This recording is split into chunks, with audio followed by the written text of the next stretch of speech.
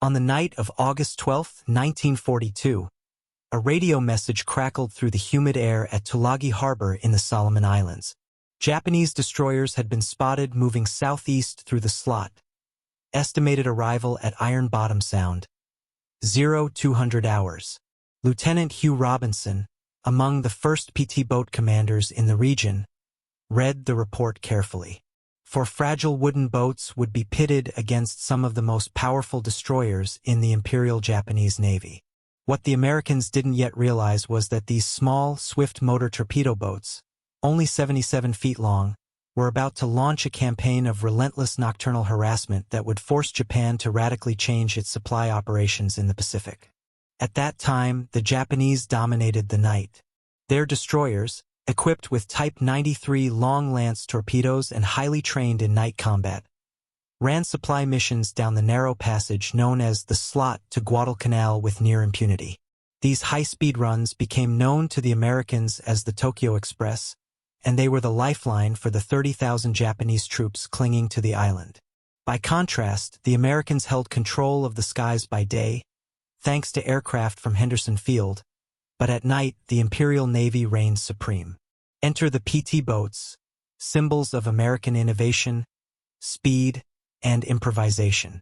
Built by Elco, these 77-foot, 45-ton wooden boats were cheap and fast.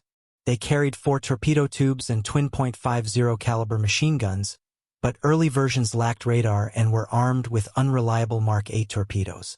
Still, they were powered by 3 massive Packard engines, capable of 41 knots under ideal conditions. Their shallow draft allowed them to maneuver where destroyers couldn't follow. In the tight, island-filled waters around Guadalcanal, speed and agility mattered more than armor. The crews were young, often volunteers barely out of high school. Mechanics like Eldon Genta, a former Packard employee, knew the engines inside and out, modifying carburetors for tropical humidity, fine-tuning ignition systems, and developing pre-combat checklists to keep the temperamental engines running at peak performance.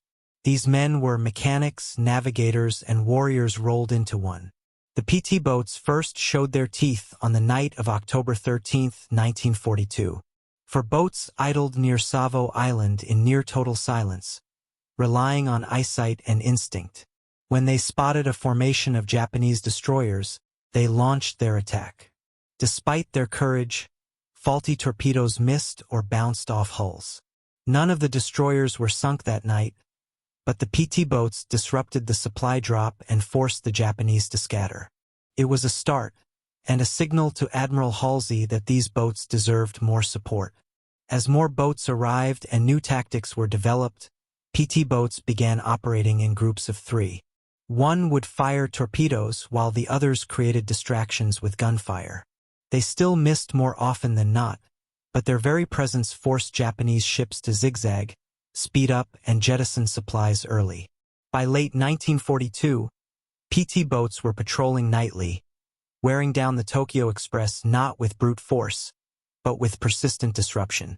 Their greatest success came on December 11, 1942.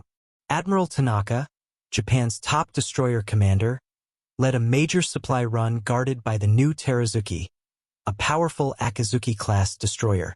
As the convoy approached Cape Esperance, PT boats moved into position. One or more of them, historians disagree which, fired torpedoes at close range. One struck Teruzuki's port quarter, damaging her steering and igniting a fuel fire. Tanaka was wounded, and the burning destroyer became a beacon in the night.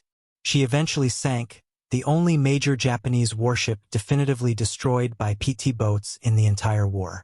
This was the turning point.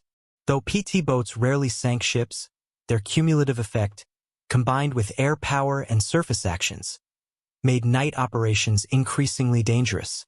Japanese commanders were forced to adopt inefficient methods like submarine supply runs and armored barges, neither of which could match the destroyer's capacity. The logistical attrition began to tell. By January 1943, the Tokyo Express was no longer sustainable.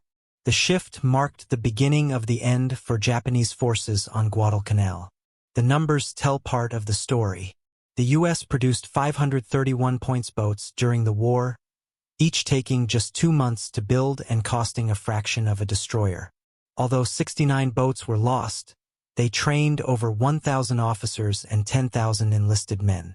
Upgrades like SO radar and improved Mark 13 torpedoes came later, enhancing their effectiveness.